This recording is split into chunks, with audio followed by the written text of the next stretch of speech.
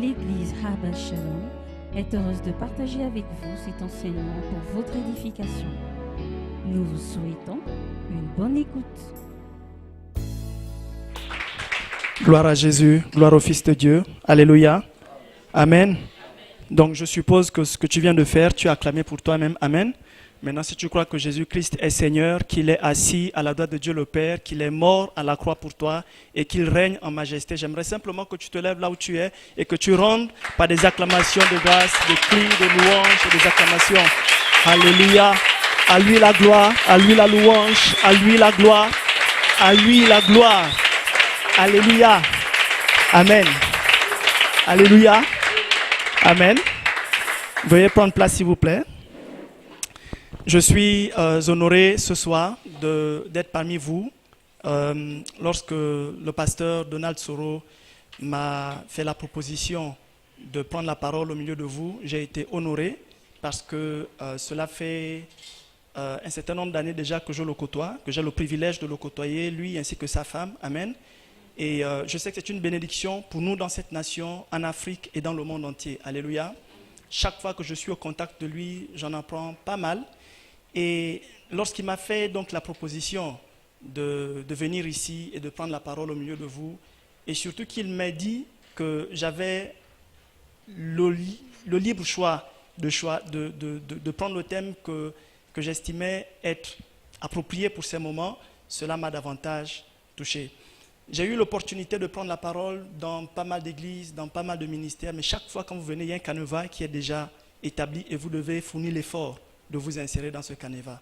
Mais certains grands hommes de Dieu, on ne les reconnaît pas par ce qu'ils bâtissent, ni par l'apparence, mais par leur façon d'être et par leur façon d'établir et de développer les relations humaines. Alléluia.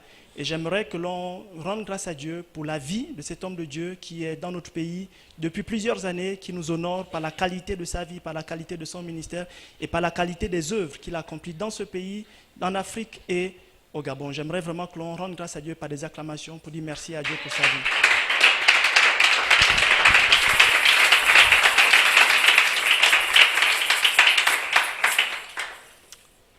Le thème « Opérer sous la grâce » veut simplement dire comment vivre une vie chrétienne prospère, une vie chrétienne excellente sous la nouvelle alliance. Vous savez, sous l'ancienne alliance, il y avait une façon de vivre, la vie de la foi, amen. Mais les âmes spirituelles que les croyants de l'ancienne alliance avaient ne sont pas les mêmes que celles que nous avons aujourd'hui. Lorsque je dis opérer sous la grâce, je veux simplement dire quelles sont les âmes que nous pouvons avoir pour mener une vie chrétienne victorieuse. Parce que vous savez, la vérité c'est quoi? C'est que quand Jésus nous appelle à lui, quand nous donnons notre vie à Jésus, quand nous disons Seigneur, viens dans ma vie, comme Seigneur et comme Sauveur, ça signifie deux choses en général. Ça signifie que nous acceptons la Seigneurie de Jésus dans notre vie, amen, et nous acceptons aussi d'exposer notre vie au succès. Jésus ne nous appelle pas à vivre une vie de médiocrité. Jésus ne nous appelle pas à vivre une vie de maladie. Jésus ne nous appelle pas à vivre une vie de problème. Jésus ne nous a pas conviés à un deuil. Jésus nous a appelés à vivre une vie d'excellence. Alléluia. Jésus nous a appelés à vivre une vie de victoire permanente parce que lui-même, il vit dans la victoire. Je ne sais pas pour vous, mais moi, je n'ai jamais lu un passage dans la Bible où il est écrit que dans le royaume de Dieu, il y a la crise. La crise, c'est sur la terre. Amen. La crise, c'est sur la terre parmi les hommes. Mais dans le royaume de Dieu, il n'y a pas de crise. Dans le royaume de Dieu, il n'y a pas de maladie. Dans le royaume de Dieu, il n'y a pas de chômage. Dans le royaume de Dieu, il n'y a pas d'échec. Dans le royaume de Dieu, il n'y a pas d'obscurité. Dans le royaume de Dieu, il n'y a pas de deuil. Dans le royaume de Dieu, il n'y a pas de frustration. Dans le royaume de Dieu, il n'y a pas de détresse. Dans le royaume de Dieu, il y a le leadership. Il y a le succès. Il y a l'excellence. Il y a la guérison. Il y a la victoire. Dans le royaume de Dieu, il y a la prospérité. Dans le royaume de Dieu, il y a la percée. Alléluia. Donc, quand Jésus vous a appelé à le connaître, quand Jésus vous a appelé à lui, à entrer dans son royaume, en réalité, Jésus vous a appelé à vivre cette vie. Amen. Jésus vous a appelé à expérimenter cette vie chaque jour. Jésus ne vous a pas appelé à mener une vie du genre, on va encore faire comment? C'est Dieu qui l'a voulu. Alléluia. Jésus ne nous a pas appelé à vivre cette vie. Quand je l'ai découvert, ma vie a totalement changé. Amen. Après mon baccalauréat, j'ai connu beaucoup de difficultés dans ma vie. Jusqu'à ce que je comprenne quelque chose de fondamental. C'est que Jésus m'avait appelé à le servir dans l'excellence. Et vous savez, un soir, en rentrant d'une sortie, je me suis agenouillé dans ma chambre et puis j'ai dit, Seigneur, je suis fatigué de mener cette vie. J'ai obtenu mon baccalauréat en même temps que certains de mes camarades de classe et puis beaucoup étaient allés en France, d'autres étaient allés aux États-Unis. Beaucoup de personnes avaient voyagé, pour certains ils étaient restés au Gabon, mais avaient pu s'inscrire dans de très bonnes écoles. Et moi, j'étais en train de patiner, ça ne marchait pas, il n'y a rien qui marchait dans ma vie. J'étais toujours à l'église, j'exerçais le ministère, je priais pour des gens, ils étaient bénis, mais chez moi, il y a quelque chose qui ne marchait pas, il y a quelque chose qui n'allait pas. Amen. Je suis rentré en moi-même et j'ai dit, Seigneur, je vais arrêter avec toi, parce que j'en ai marre. Je ne comprends pas pourquoi tout marche chez autrui, dans la vie d'autres personnes, mais chez moi, il n'y a rien qui marche, il n'y a rien qui réussit. Je dis à partir de maintenant, je ne vais plus me priver des plaisirs dont personne ne se prive sur cette terre. Je vais vivre ma vie comme je l'entends et comme tout jeune homme de mon âge l'entend. Nous étions un vendredi à 17h et le dimanche à 4h, Dieu se révèle à moi. Il me donne une vision dans laquelle je comprends que les choses étaient en train de changer dans ma vie. Amen. Il me donne une vision dans laquelle j'avais intégré une grande école de management et dans les jours qui ont suivi, je suis allé dans cette école, j'ai demandé des renseignements, on me les a donnés et quelques mois après j'ai commencé à HECI. J'ai fait toute ma scolarité à HECI pendant 3 ans. Aucun membre de ma famille n'a jamais déboursé un seul franc pour financer ma scolarité. Ma défunte maman faisait les plantations. Elle allait en brousse tout le temps. Mon papa, il a travaillé, mais il n'a pas eu le temps de s'organiser pour nous. Amen.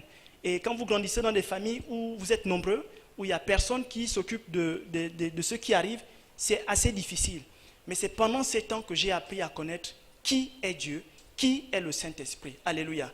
Et quand je l'ai compris, je n'ai plus jamais lâché Jésus. Ma vie a été une vie d'excellence, une vie de gloire. Il y a des gens, quand ils me regardent aujourd'hui, se disent, mais est-ce que je n'ai pas trempé dans des choses que vous-même vous connaissez? Mais il y en a qui connaissent ma vie et qui savent que je n'ai pas fait ce genre de choses. Amen. Alors j'aimerais qu'on lise rapidement dans Josué. Josué le chapitre 2, le verset 17 à 22. C'est un texte que vous connaissez. Nous lirons dans Josué chapitre 2, verset 17 à 22. Ensuite nous lirons Josué chapitre 6, verset 22 à 25. Ces hommes lui dirent, « Voici de quelle manière nous serons quittes du serment que tu nous as fait faire. À notre entrée dans le pays, attache ce cordon de fil cramoisi à la fenêtre par laquelle tu nous fais descendre et recueille auprès de toi dans la maison de ton père, ton père, ta mère, tes frères et toute la famille de ton père. Si quelqu'un sort de la porte de ta maison pour aller dehors, son sang retombera sur ta tête et nous en serons innocents. Mais si on met la main sur l'un quelconque de ceux qui seront avec toi dans la maison, son sang retombera sur notre tête. Et si tu divulgues ce qui nous concerne, nous serons quittes du serment que tu nous as fait faire. » Elle répondit, qu'il en soit ainsi, qu'il en soit selon vos paroles. Elle prit ainsi congé d'eux et ils s'en allèrent. Et elle attacha le cordon de cramoisi à la fenêtre. Chapitre 6, versets 22 à 25. Josué dit aux 2 hommes qui avaient exploré le pays, « Entrez dans la maison de la femme prostituée et faites-en sortir cette femme et tous ceux qui lui appartiennent, comme vous le lui avez juré. » Les jeunes gens, les espions, entrèrent et firent sortir Rahab, son père, sa mère, ses frères et tout ce qui lui appartenait. Ils firent sortir tous les gens de sa famille et ils les déposèrent hors du camp d'Israël. Ils brûlèrent la ville et tout ce qui s'y trouvait. Seulement, ils mirent dans le trésor de la maison de l'Éternel l'argent, l'or et tous les objets de rein et de fer. Josué laissa la vie à Rahab la prostituée, à la maison de son père et à tout ce qui lui appartenait. Elle habitait au milieu d'Israël jusqu'à ce jour, parce qu'elle avait caché les messagers que Josué avait envoyés pour explorer Jéricho. Amen. J'aimerais parler du sang de Jésus ce soir. Quels sont les bénéfices du sang de Jésus dans la vie d'un croyant? Autrement dit, dès que vous êtes devenu chrétien, qu'est-ce qui se passe dans votre vie? À quel bénéfice pouvez-vous vous attendre parce que vous êtes devenu chrétien? Il y a plusieurs choses que le sang de Jésus fait dans la vie d'un homme. Le sang de Jésus apporte la victoire, il apporte la délivrance, il apporte la protection, il apporte le succès, il apporte la guérison, il apporte le pardon des péchés. Le sang de Jésus apporte une infinité de choses dans la vie du croyant. Mais vu le temps qui nous est imparti, j'aimerais juste aborder 2 aspects que le sang de Jésus apporte dans notre vie. La première chose dont j'aimerais parler ce soir, c'est la protection. La deuxième chose sera le succès. Amen. Alléluia. Y a-t-il une femme ici qui a des douleurs au niveau de la bouche? Je vois la mâchoire de quelqu'un qui est ouverte, mais avec du sang qui coule. Je vois du sang. Je ne sais pas si c'est des douleurs, une douleur dentaire, je ne sais pas, mais je vois du sang qui coule. Est-ce qu'il y a quelqu'un qui souffre de ça? C'est une femme. C'est une femme. Je vois des douleurs, des douleurs. Je vois du sang qui coule. Je vois du sang. C'est vous? Venez. Est-ce qu'il y a une femme ici qui a un enfant, un garçon, mais qui a des boutons partout au visage, au niveau du visage? Le visage est vraiment défiguré. Je vois de gros boutons au niveau du visage. Le visage est vraiment défiguré. C'est un petit garçon. C'est un petit garçon. Je ne sais pas si vous avez quelqu'un dans votre famille, un enfant ou un petit frère, je ne sais pas, mais je vois des boutons partout, partout au visage. Et il est vraiment défiguré. Bonsoir. Qu'est-ce que vous n'arrivez pas à faire? Juste l'abcès dentaire. Ok, posez votre main là où vous avez. Seigneur, merci pour ta grâce et ta faveur. Je déclare que ta servante est guérie dans le nom de Jésus. Amen. Alléluia. L'histoire que nous venons de lire concerne une femme dont la vie était une vie de souillure. Elle s'appelait Rahab. Elle vivait à Jéricho. Alléluia. Son père, sa mère, ses frères, ses sœurs, toute sa famille et toute la ville de Jéricho savaient que Rahab n'était pas une bonne femme. Amen. Les personnes de Jéricho, les hommes du moins, avaient plus ou moins connu cette femme d'une façon ou d'une autre. Et la vie qu'elle menait n'était pas une vie honorable. Si cette femme avait été à l'école et que maintenant elle vivait cette vie, ses amis ne devaient certainement pas la fréquenter. Elle était connue à Jéricho comme étant une femme ayant une vie souillée plutôt, une vie de honte. En fait, je ne sais même pas si son père ou sa mère avait une certaine fierté quand il la regardait. Et c'était ça son statut. Personne ne la regardait, personne ne donnait de la valeur, si ce n'était pour autre chose. Amen. Et elle s'appelait Rahab. Voici qu'un jour, Josué envoie 2 de ses espions. Et ces espions, en arrivant à Jéricho, ne sont pas allés dans un hôtel. Ces espions, en arrivant à Jéricho, ne sont pas allés dans une église. Ces espions, en arrivant à Jéricho, n'ont pas pris une chambre dans une des auberges 3 étoiles ou 5 étoiles. Amen. Ces espions, en arrivant à Jéricho, n'ont pas trouvé un logement à un endroit plus indiqué. Ces hommes sont allés dans la maison d'une prostituée. Tout ceci, nous savons ce que c'est qu'une prostituée. Nous n'avons pas besoin de faire un dessin pour comprendre c'est quoi une prostituée. Amen. Cette femme menait une vie de dissolution pour gagner sa vie, pour nourrir son père, sa mère, ses frères et ses sœurs. Amen. Et donc, lorsque les 2 espions arrivent chez elle, elle les cache et elle passe un marché avec ses espions. Elle leur dit, écoutez, je sais que le Dieu que vous priez, le Dieu que vous servez, a décidé de détruire cette ville. Mais s'il vous plaît, de grâce, quand vous viendrez la détruire, faites-moi la promesse que de la même façon que j'ai été bonne envers vous, de la même façon que j'ai usé de bonté et de grâce, de faveur envers vous, promettez-moi qu'en venant, vous allez épargner ma famille. Alléluia. Et les hommes lui ont dit, écoute, vu que tu nous as manifesté de la bonté, en venant détruire la ville, nous t'épargnerons. Seulement, nous te remettons ce cordon rouge, ce fil rouge. Veuille l'attacher à la fenêtre de ta maison par laquelle tu nous fais descendre. Ainsi, quand nous viendrons pour détruire la ville, si nous voyons le cordon attaché à cette fenêtre, alors nous ne tuerons personne qui sera dans ta maison. Mais si un membre de ta famille se trouvait hors de ta maison, le jour où nous viendrons détruire la ville, à ce moment son sang retombera sur ta tête. Alléluia. Après la séparation, Rahab a pris le cordon cramoisi et l'a attaché à sa fenêtre. Peu de temps après, Josué arrive, ainsi que toute l'armée de l'Éternel, et donne des instructions aux 2 espions qu'il avait envoyés. Lorsqu'ils retrouvent la maison, ils font sortir Rahab, son père, sa mère, ses frères, ses sœurs, et les mettent hors du camp. Amen. Après les avoir ainsi épargnés, ils ont détruit toute la ville.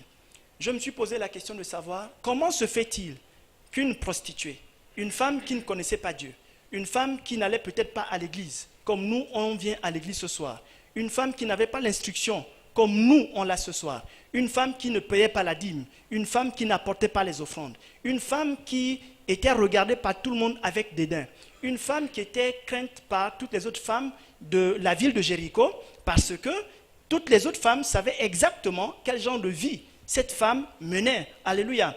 Comment une femme qui était certainement largement au-dessous de la moyenne que toutes les autres femmes de Jéricho a pu épargner sa vie, la vie de son père, la vie de sa mère, la vie de ses frères, de ses sœurs, dans une maison où les démons d'impudicité, les esprits de souillure habitaient. Parce que quand on entendait parler de Rahab à Jéricho, quand on entendait parler de cette femme et qu'on voyait sa maison, une seule idée venait à l'esprit de tout le monde, c'était l'idée de la souillure. Alléluia. Et donc c'est cette femme, sans jeûner, sans prier, sans chanter les louanges du Seigneur, sans participer aux activités d'une communauté chrétienne, sans payer sa dîme et ses offrandes, sans faire partie des ministères de renommée internationale, a pu épargner sa vie à elle, la vie de son père, la vie de sa mère, la vie de ses frères, bref, la vie de toute sa famille. Je ne sais pas pour vous, mais cette question, cette histoire m'a vraiment choqué. Cette femme ne connaissait pas Dieu. Elle n'avait jamais eu de contact avec Dieu auparavant. Le seul contact qu'elle a eu avec Dieu, c'était au travers des messagers de Josué. Amen. Mais de tous les habitants de Jéricho, c'est la seule famille qui a échappé au massacre ordonné par Dieu. Ceux qui sont venus détruire Jéricho, ce n'étaient pas des démons. Amen. Ce n'était pas un peuple ennemi qui enviait Jéricho. Alléluia. C'est l'armée de Dieu. Conduite par qui? Par Josué. Alléluia. C'est Josué et l'armée de Dieu qui sont venus à Jéricho et qui ont détruit la ville. Alléluia. Mais vous savez ce qui a sauvé Rahab? C'est le cordon rouge. Le cordon rouge est symbolique. Le fil, c'est le symbole de l'alliance. Le rouge, c'est la couleur du sang de Jésus. Amen. Le sang de Jésus sur ta vie te protège des fléaux qui affectent, qui affligent les nations de cette terre. Alléluia. La seule chose qui peut te protéger du chômage, de la crise, la seule chose qui peut te protéger d'un licenciement, la seule chose qui peut te prémunir de tous les fléaux qui affectent les nations de la terre, c'est le sang de Jésus. Tu peux prendre toutes les précautions dont tu as besoin, ou que tu as entendu parler, ou dont tu as entendu parler, ou que tu as lu dans un bouquin, mais la seule chose, rien ne vaut le sang de Jésus.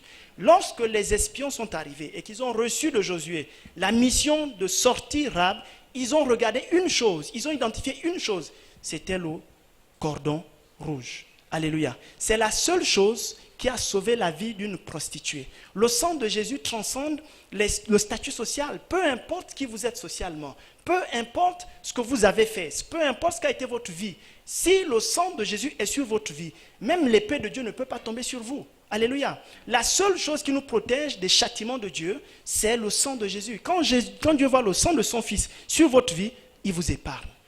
Alléluia. C'est le sang de son Fils. Ce ne sont pas les prières que vous faites, ce n'est pas le jeûne, ce n'est pas tout ce que nous pouvons faire, c'est le sang de son Fils. C'est pourquoi dès ce soir, vous devez comprendre une chose, que vous avez le droit d'appliquer le sang de Jésus sur votre vie, d'appliquer le sang de Jésus sur votre ministère, sur votre travail, sur votre famille, sur vos biens, sur tout ce que vous avez. Un jour, Dieu convoque un conseil divin dans son royaume. Et puis, les anges de Dieu s'assemblent. Et Satan aussi s'introduit dans le conseil divin. Et Dieu constate que Satan est quelque part. Il dit, ah Satan, tu es là? Il dit, oui, je suis là. Il dit, mais d'où est-ce que tu viens? Satan lui dit, mais j'étais sur la terre, je me suis baladé et puis voilà, je suis là.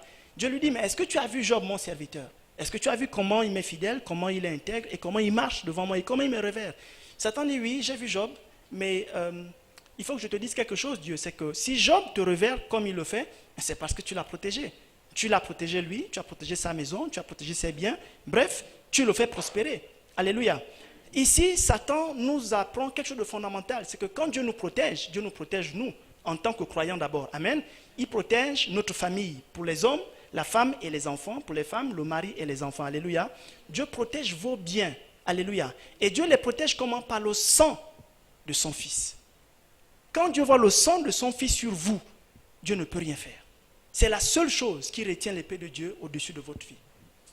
Le sang de Jésus vous protège. Le sang de Jésus a protégé une prostituée et sa famille. À Jéricho, il y avait des intellectuels. À Jéricho, il y avait des gens pieux. À Jéricho, il y avait des gens intègres. À Jéricho, il y avait des gens élevés, bien éduqués. À Jéricho, il y avait des gens prospères. À Jéricho, vivaient des gens d'un certain rang social. Mais tous ont péri en un seul jour. Pourquoi? Parce que personne n'avait attaché le cordon rouge à la fenêtre ou à la porte de sa maison. Alléluia. Personne ne comprenait ce que ça voulait dire. Vous comprenez ce que le sang de Jésus veut dire. Amen. Vous avez le droit, amen, d'appliquer le sang de Jésus sur votre vie. Quand vous appliquez le sang de Jésus sur votre vie, aucune épée, aucune armée ne peut vous atteindre. Pas même les anges de Dieu, pas même Dieu. Si Dieu a décidé de détruire une nation, s'il voit le sang de Jésus sur votre famille, Dieu ne la détruira pas votre famille. Si Dieu a décidé d'envoyer des châtiments sur la terre, s'il voit le sang de son Fils sur vous, vous serez épargnés. Amen. Ici, à Jéricho, ce n'est pas une église qui a été épargnée. Ce n'est pas un ministère. Amen. Ce n'est pas un pasteur. C'est une prostituée qui a été épargnée. Alléluia. Une prostituée. Quelqu'un qui n'avait pas une bonne vie.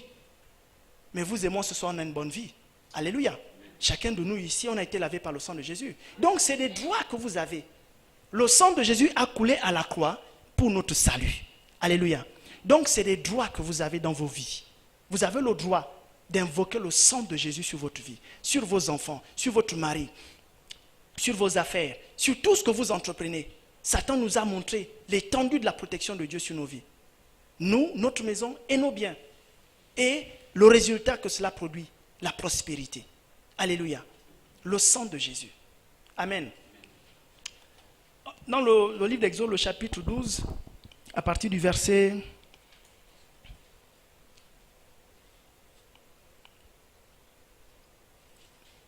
À partir du verset 5, le verset 5 et verset 7, la Bible nous parle de l'histoire de l'agneau pascal.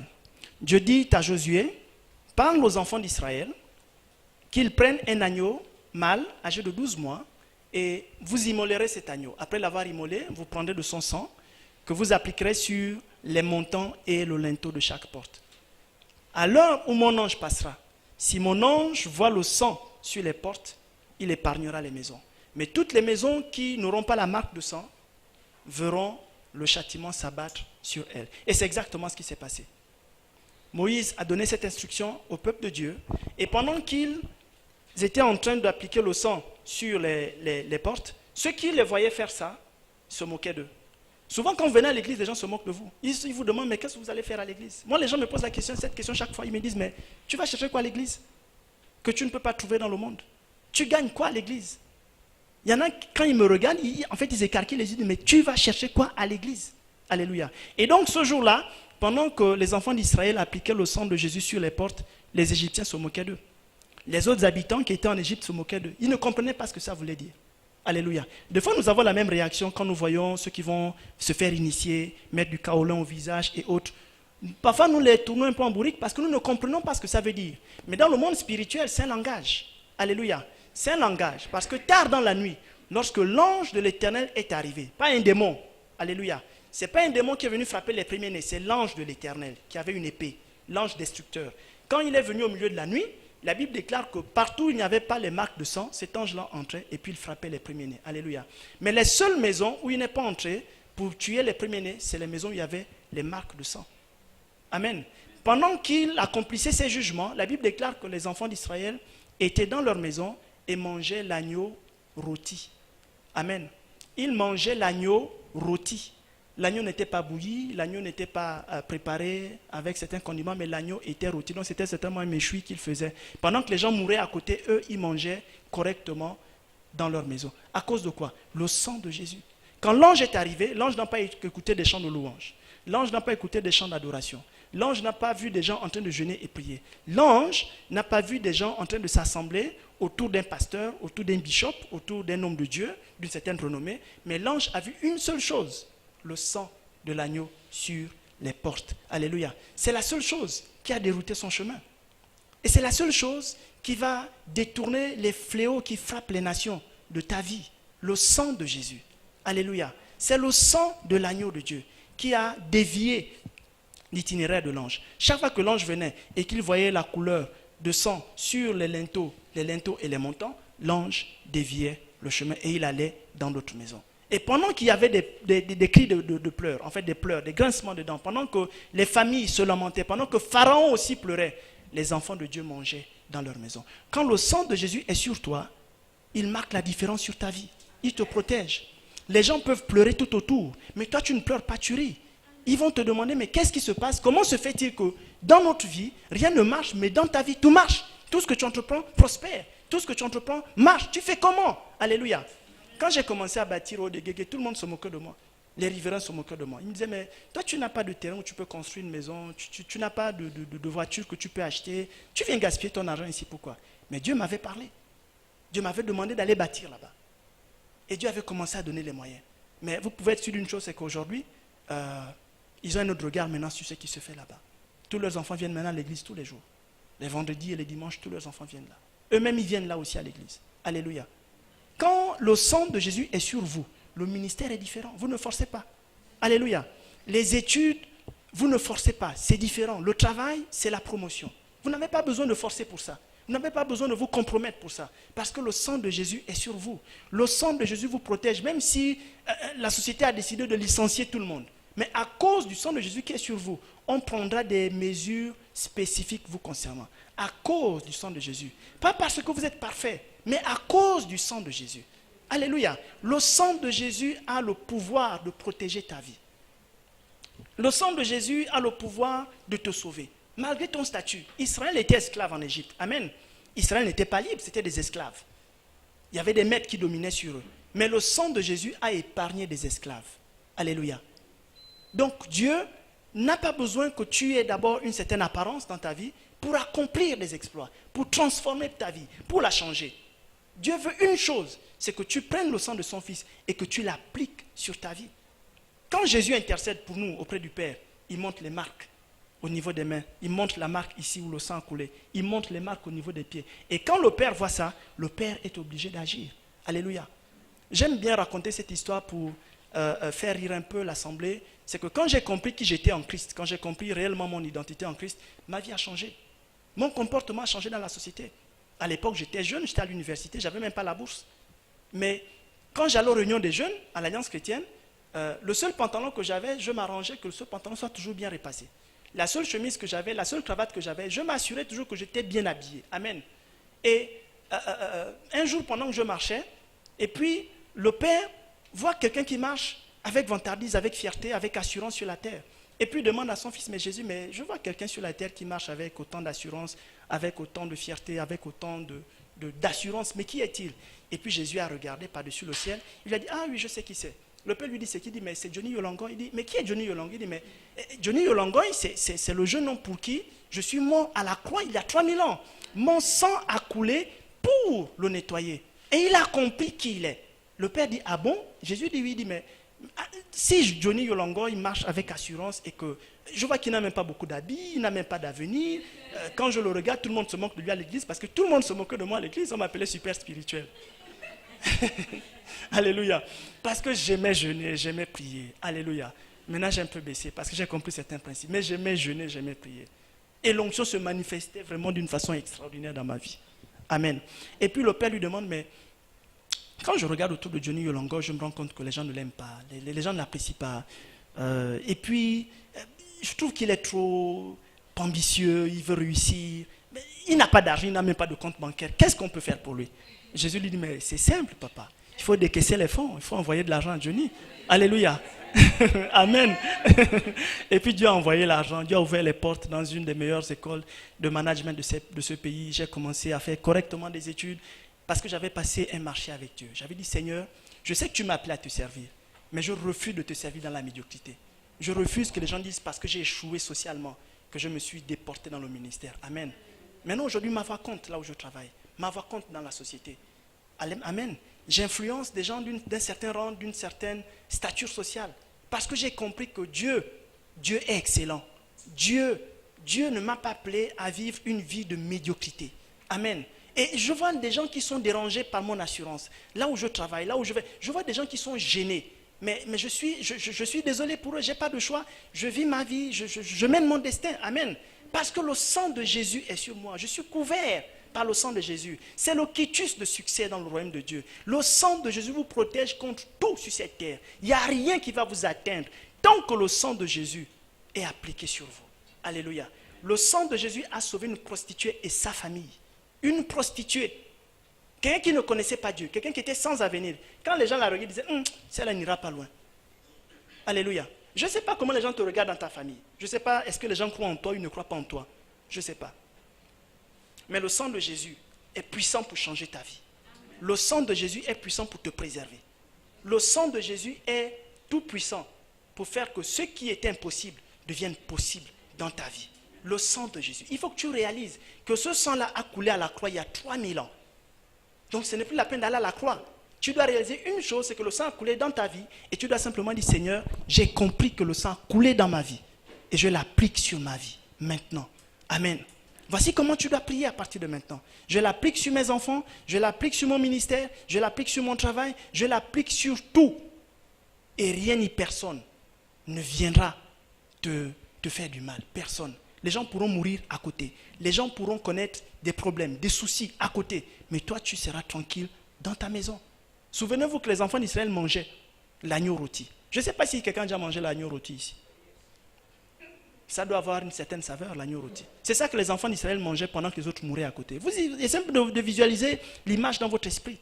Pendant que les gens pleurent à côté, pendant que les gens sont en deuil, vous vous festoyez, vous mangez. Et vous vous apprêtez à partir, à quitter leur territoire. J'ai compris que c'est à ça que Dieu m'a appelé. Même si je suis seul à le croire sur la terre, je le croirai toute ma vie. Alléluia. Je le croirai toute ma vie. Aujourd'hui, je prêche devant un grand auditoire. Moi, il m'est arrivé de prêcher seulement devant une seule personne. Ça ne m'a pas empêché de continuer le ministère pour autant. Il m'est arrivé de rassembler du monde dans des hôtels ici à Libreville, qui se comptaient par des dizaines, par des centaines. Après, je me suis retrouvé à prêcher seulement devant une personne, 2 personnes. Alléluia.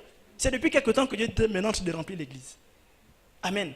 Donc, je crois que le sang de Jésus est sur ma vie. Et il n'y a rien ni personne qui va m'ôter cette conviction. Alléluia. On va lire un dernier passage dans Jean. Jean le chapitre 2, le verset 1 à 11. La lecture sera un peu longue. Jean chapitre 2, verset 1 à 11 dit ceci. 3 jours après, il y eut des noces à Cana en Galilée. La mère de Jésus était là et Jésus fut aussi invité aux noces avec ses disciples. Le vin ayant manqué, la mère de Jésus lui dit, « Ils n'ont plus de vin. » Jésus lui répondit, « Femme, qu'y a-t-il entre moi et toi? Mon heure n'est pas encore venue. » Sa mère dit au serviteur, « Faites ce qu'il vous dira. » Or, il y avait là 6 vases de pierre destinés aux purifications des Juifs et contenant chacun 2 ou 3 mesures. Jésus leur dit, « Remplissez d'eau ces vases. » Et ils les remplirent jusqu'au bord. « Puisez maintenant, leur dit-il, et portez-en à l'ordonnateur du repas. » Et ils emportèrent. Quand l'ordonnateur du repas eut goûté l'eau changée en vin, ne sachant d'où venait ce vin, tandis que les serviteurs qui avaient puisé l'eau le savaient bien, il appela l'époux et lui dit, « Tout homme sert d'abord le bon vin, puis le moins bon, après qu'on s'est enivré. Toi, tu as gardé le bon vin jusqu'à présent. » Tel fut à Cana, en Galilée, le premier des miracles que fit Jésus. Il manifesta sa gloire et ses disciples crurent en lui. Amen. J'aimerais maintenant développer le deuxième aspect du sang de Jésus. Le sang de Jésus apporte le succès dans la vie. Amen. Le sang de Jésus apporte le succès dans vos projets. Peu importe comment la vie a commencé pour vous. Amen. Peu importe à quel niveau vous vous trouvez exactement en ce moment, dans votre ministère, dans votre vie, dans votre ménage, dans vos projets, dans tout ce que vous entreprenez présentement. Ce que Jésus ait été impliqué avant ou non, sachez une chose, c'est que ce soir, tout peut changer dans votre vie. Le sang de Jésus peut apporter le succès dans votre vie. Voici Jésus qui vient à un mariage à Cana. Sa mère Marie s'y trouve également. Et puis, au cours de la cérémonie, Marie, je pense, qui devait jouer un rôle important dans le mariage, constate que le vin est fini. Amen. Et puis, elle vient voir Jésus pour dire à Jésus, « Jésus, ils n'ont plus de vin. » La démarche de Marie, à mon sens, est un peu déplacée parce que Jésus n'a jamais vendu de vin. Amen. À moins que vous le sachiez, mais moi, je n'ai jamais lu dans la Bible un passage où il est écrit Jésus a vendu du vin. Jésus n'a jamais fabriqué de vin. Jésus, après son retour d'Égypte, où il s'était réfugié contre la colère d'Hérode, Jésus et ses parents sont installés à Nazareth, où son père Joseph avait un atelier de menuiserie. Et je crois que c'est dans ce domaine que Jésus a grandi, dans le domaine du bois, dans le travail du bois. Sa famille devait avoir une certaine expertise dans le travail du bois. Donc Jésus ne s'y connaissait pas en vin. Et puis, quand il vient dire à Jésus qu'ils n'ont plus de vin, qu'est-ce qu'elle espérait de Jésus? Que Jésus prenne de l'argent et qu'il aille à côté acheter du vin pour rapprovisionner la cambuse. Amen. Jésus donc lui répond, mais qu'y a-t-il, femme, entre toi et moi? Mon heure n'est pas encore arrivée. Amen. Et la mère, sans chercher à raisonner Jésus, ni même à montrer quelques signes d'embarras, de gêne, dit simplement au serviteur, faites tout ce qu'il vous dira. Alléluia. Donc Jésus s'est retrouvé au pied du mur. Et Jésus donc demande aux disciples, demande aux disciples de remplir les 6 vases vides qui étaient là, d'eau, ensuite de puiser et de porter de l'eau à l'ordonnateur du vin. Après qu'ils ont obéi à Jésus, l'ordonnateur du mariage se rend compte que le vin qu'il vient de goûter a un goût meilleur que celui qu'ils ont bu précédemment. Alléluia. Ils ne comprennent pas ce qui s'est passé. Mais les serviteurs, eux, comme la Bible dit, savent ce qui s'est passé. Marie sait exactement ce qui s'est passé. Et donc, il interpelle l'époux en lui disant, mais la logique, le principe, ce qui se fait, d'accord, ce que l'on enseigne à l'université, ce que l'on pratique dans les entreprises, ce qui se fait dans le ministère, ce qui est courant, ce que la vie, ce que les us et les coutumes enseignent, c'est quoi? C'est que quand les invités viennent, on leur sert d'abord le meilleur. Amen. On leur sert le meilleur vin. Ensuite, quand ils sont ivres et qu'ils ne sont plus lucides, à ce moment, on peut servir le vin de piètre qualité. Parce qu'à ce moment, ils ne sont plus capables de distinguer le meilleur du médiocre. Alléluia. Mais toi, tu as gardé le meilleur pour la fin. Alléluia. Tu as gardé le meilleur pour la fin. Si Jésus n'avait pas changé de l'eau en vin, le mariage aurait été un échec. Parce que ce qui donne la valeur à un mariage, ce qui fait réussir un mariage, c'est le vin, ce n'est pas la nourriture. Alléluia. Et Jésus, dans le livre de Luc au chapitre 22, dit, prenez mon corps que je donne pour vous. Je paraphrase. Ceci est mon sang. Amen. Que je donne pour le salut de l'humanité. Jésus, en prenant la coupe, il n'y avait pas son sang à l'intérieur, mais c'était du vin. Alléluia. Dans la Bible, le vin symbolise le sang de Jésus. Amen. Donc quand Jésus transforme de l'eau en vin, en fait, c'est le sang de Jésus qui est là symboliquement. Et donc, le vin a apporté le succès au mariage. Si le sang de Jésus n'est pas sur votre vie, vous ne pourrez pas réussir dans vos projets. C'est le sang de Jésus qui apporte le succès, qui apporte la réussite. Ce ne sont pas les temps ni les circonstances, ce ne sont même pas vos diplômes. C'est le sang de Jésus qui apporte le succès dans la vie d'un croyant. Quand vous êtes croyant, vous êtes né de nouveau, vous ne devez plus compter sur... en fait, vous ne devez plus vous comporter comme tout le monde. Vous devez compter maintenant sur les âmes spirituelles. Et parmi les âmes spirituelles que nous avons, il y a le sang de Jésus. Si Jésus n'avait pas transformé de l'eau en vin, le mariage aurait échoué. Le mariage aurait été un échec. Mais brusquement, le vin s'est arrêté. Personne ne l'avait planifié. Personne ne l'avait prévu. Le vin s'est arrêté. Et Jésus a changé de l'eau en vin. Le sang de Jésus apporte le succès. Le succès dans les projets. Le succès dans la vie.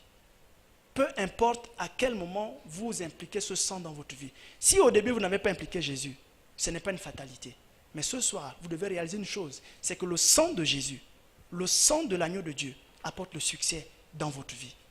Je ne sais pas à quel niveau chacun de nous est ce soir. Je ne sais pas à quel niveau, quelles sont les circonstances qui caractérisent la vie de chacun ce soir. Je ne sais pas ce qui se passe dans la vie de chacun, quelles sont les frustrations de chacun.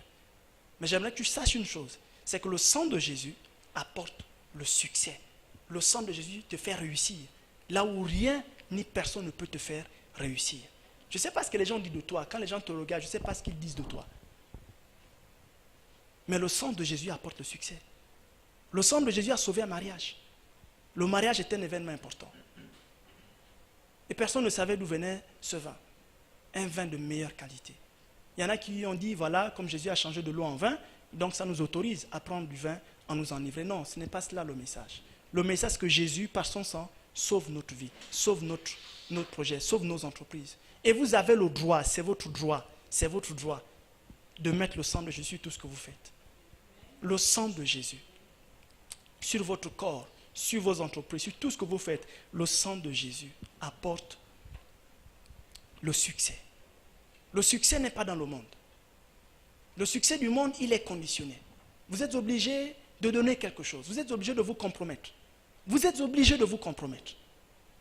Le monde ne vous donne rien cadeau, gratuitement. Il ne vous donne rien gratuitement. Il ne vous donne rien gratuitement. Vous voulez la gloire dans la chanson. Satan, Lucifer va vous donner la gloire dans la chanson. Vous voulez la gloire dans le ministère. Satan va vous la donner dans le ministère. Il y a des gens qui m'ont approché pour me dire, mais oui, c'est vrai, tu fais le ministère, mais on peut t'amener quelque part. Tu vas prendre des choses et puis le ministère va marcher. J'ai dit, merci, je préfère aller au rythme de Dieu. Alléluia. Si vous voulez faire ces choses dans le monde, vous verrez ce que le monde va vous donner. Mais Dieu nous a donné des armes. Et là, l'une des armes que Dieu nous a données, c'est son sang. Le sang de son Fils. Le sang de Jésus nous protège. Amen. Peu importe votre statut, peu importe comment les gens vous perçoivent. Les Égyptiens, en regardant les Hébreux, voyaient des esclaves. Amen. Les habitants de Jéricho, en voyant un arabe, voyaient une prostituée. Alléluia. Mais quand Dieu a regardé Rahab, il a vu une alliée. Dieu a vu en Rahab une alliée. Voici pourquoi il a envoyé ses espions chez Rahab. Parce que quand vous lisez l'histoire de Rahab, Rahab après a épousé Salmon. Salmon a engendré, donc Salmon et Rahab ont engendré Boaz. Boaz a engendré Isaïe, et ainsi de suite. Quand vous lisez Matthieu chapitre 1, vous retrouvez le nom de Rahab dans la généalogie de Jésus. Vous ouvrez Matthieu chapitre 1 ce soir, vous verrez le nom de Rahab, une prostituée, qui a été sauvée, pas par les louanges, pas par l'adoration. Alléluia. Pas parce qu'elle allait à l'église tous les jours, mais parce que le sang de Jésus. Le sang de Jésus transcende le statut social. Le sang de Jésus transcende le rang social. Le sang de Jésus enlève la honte sur votre vie. Le sang de Jésus vous établit dans la gloire. Le sang de Jésus vous met en connexion avec les bonnes personnes. Le sang, la marque. C'est-à-dire que quand vous voyez quelqu'un, vous savez que lui, il a la marque de Jésus sur vous. Vous avez la marque de Jésus sur vous. Amen. Il y a quelques années de cela, je cherchais du travail et à cette époque-là, je passais beaucoup de temps dans le jeûne. Je priais beaucoup et je jeûnais beaucoup aussi. Et j'étais dans une file parce qu'il fallait chacun prendre son dossier puis le déposer au bureau. Et pendant que j'étais dans la file, j'avais remarqué que quelqu'un me regardait sans cesse. Un monsieur qui était juste devant la porte et qui me regardait sans cesse. Et ça commençait par me gêner. Jusqu'à ce que j'arrive devant lui. Et lorsqu'on s'est retrouvés seul à seul, il me demande « Vous êtes chrétien ?» Je lui ai demandé gentiment « C'est écrit chrétien sur mon visage ?» Il m'a dit non. Je lui ai dit « Mais pourquoi tu me poses cette question? Quelqu'un cherche son travail. Quelqu'un dans son jeûne. Alléluia. Je suis au sérieux. Je cherche mon travail, je suis dans mon jeûne. Tu me parles de chrétien. Il y a quoi dedans? Il me dit non.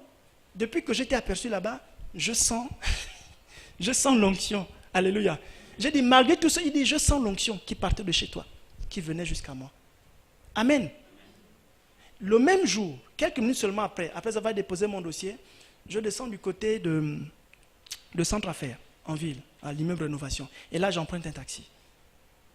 Le taxi a roulé jusqu'à la station Total du Laïco.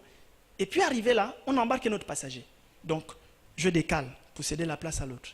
Il avait 2 bidons de 5 litres. Je pense qu'il allait chercher du fuel dans une station parce que celle du Laïco n'avait pas de fuel. À l'instant où il s'est assis, à l'endroit où j'étais, il s'est relevé tout de suite. Dans le taxi, il était assis comme ça. Il disait, ça chauffe, ça chauffe, ça chauffe. Le taximan dit, ça chauffe. Comme il dit, ça chauffe, ça chauffe, ça chauffe. Le taximan dit, mais ça, il dit, ça chauffe. Alléluia. Et je vous jure que tout le trajet, il était assis comme ça. Il ne pouvait pas s'asseoir normalement. Ensuite, on l'a débarqué. Et puis, je suis revenu m'asseoir à ma place. Amen. Le taximan me demande, ça chauffe? Je dis, ça ne chauffe pas. Alléluia. Je dis, ça ne chauffe pas. La température est normale. Amen. Alléluia. Donc, il y a des choses que vous ne pouvez pas voir physiquement, naturellement, mais spirituellement. Ceux qui sont connectés voient ces choses. Alléluia. Ils voient ces choses. Le sang de Jésus est un langage que Dieu parle. Dieu parle le langage du sang. Parce que son fils devant lui présente les marques des clous dans ses mains et dans ses pieds.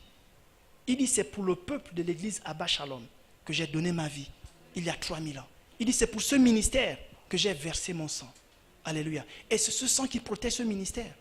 C'est ce sang qui le fait prospérer.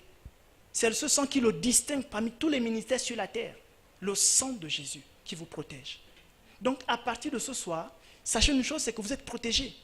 Vous n'avez pas besoin de faire des prières super spirituelles comme celles que je faisais autrefois. Juste dites, Seigneur, merci pour ton sang. Merci pour ton sang. Et l'appliquer sur vos enfants, l'appliquer spirituellement, même s'ils ne sont pas à vos côtés. Dites, Seigneur, j'applique mon sang sur Paul, j'applique mon sang sur un tel. Vous citez les noms, vous appliquez le sang de Jésus. Il n'y a rien qui va leur arriver. Si vous avez des enfants pour qui les études ne marchent pas actuellement, appliquez le sang de Jésus sur leurs études. Et les études vont redémarrer.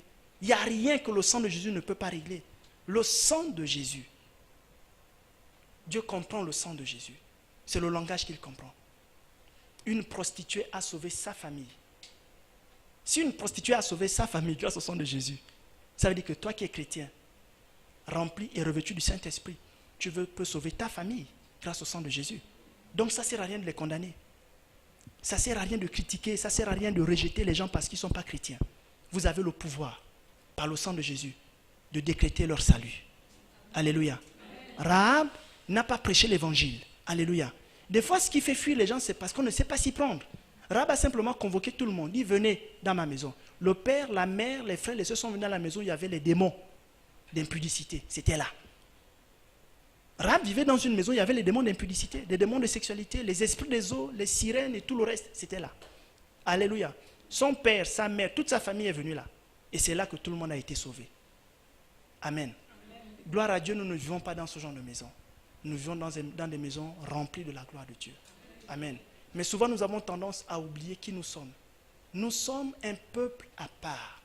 Nous ne sommes pas un peuple de ce monde. Nous sommes dans le monde, mais nous ne sommes pas du monde. Ne vous comportez plus comme les gens du monde. Ne vous plaignez plus, ne soyez plus... Il y a des gens qui sont venus chez moi une fois et qui m'ont dit clairement, mais nous on pensait que tu étais devenu païen. J'ai dit pourquoi? Il dit, mais parce que tu as tout perdu. Tu as perdu beaucoup de choses dans ta vie. J'ai dit, je suis toujours chrétien, je suis toujours homme de Dieu, je sers toujours Dieu, je prêche l'évangile, je voyage. Et il n'en revenait pas. J'ai dit, parce que j'ai rencontré Jésus de Nazareth. Je connais la valeur de son sang sur ma vie. Et ce soir, je voudrais que tu réalises que le sang de Jésus a de la valeur. Pas le parler en langue, mais le sang de Jésus. Ce sang-là qui a coulé à la croix, il a de la valeur. Alléluia. Ce sang-là peut te laver. Ce sang-là peut te protéger. Ce sang-là peut, les Anglais disent ça, te rendre successful. Ce sang-là peut t'introduire, te catapulter dans le succès. Le sang de Jésus. Il est temps que tu apprennes à appliquer le sang de Jésus sur ta vie. Si tu l'appliques sur ta vie, ceux qui l'ont aussi sur leur vie te reconnaîtront. Il y aura comme un message qui va passer. Comme ce jeune homme avait reconnu que l'onction était sur moi. Amen. Les gens reconnaîtront aussi que le sang de Jésus est sur toi. Tu n'as pas besoin de mettre quelque chose de rouge sur toi, non. C'est juste de comprendre, de réaliser que le sang de Jésus est sur toi. Et ta démarche va changer. Quand je l'ai compris, je n'ai plus jamais marché de la même façon. Ma démarche a changé. Ma façon de parler a changé. Ma façon de m'asseoir a changé. Ma façon de chercher a changé. Tout a changé dans ma vie. Ma mentalité a changé. Alléluia. Ma mentalité a changé. À l'époque, même quand je n'avais pas d'argent et que je mangeais une boîte de sardines, mais je m'arrangeais à bien nettoyer cette boîte de sardines. Alléluia. Oui, je découpais les oignons, je découpais la tomate en fruits, je découpais la sardine là. Je faisais comme si c'était dans un grand restaurant 5 étoiles. Amen. Et puis quand je m'assieds devant mon assiette de boîte de sardines, je m'imaginais manger à la table des rois. Alléluia. J'avais déjà travaillé mon mindset, j'avais travaillé ma mentalité. Et souvent, c'est ce qui nous embête, nous les croyants. Nous envions les non-croyants. Non, ils n'ont rien. Honnêtement, entre nous, je ne peux pas envier un non-croyant. Ce n'est pas possible. Et vous n'avez plus le droit d'être complexé. Alléluia. Parce qu'eux, ils se lavent grâce à l'eau de la SEG. Amen. Mais nous, le sang de Jésus nous a lavés. Et c'est à notre disposition tous les jours.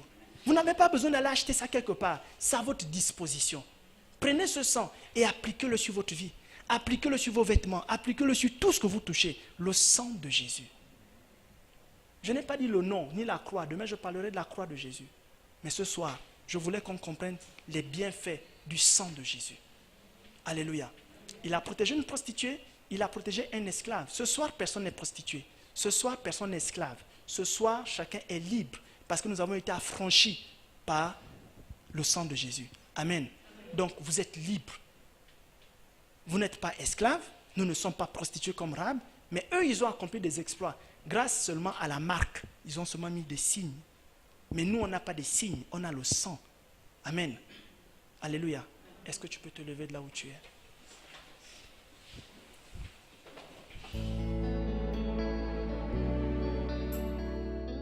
L'église Abba Shalom remercie le Seigneur pour cet enseignement qui perfectionnera votre foi. Pour plus de renseignements sur notre assemblée, veuillez nous joindre au plus 241 07 93 10 00 ou faites un tour sur notre site internet www.abbashalom.org ou encore visitez notre page Facebook. Abba Shalom, expérimentez l'amour et la paix de Dieu.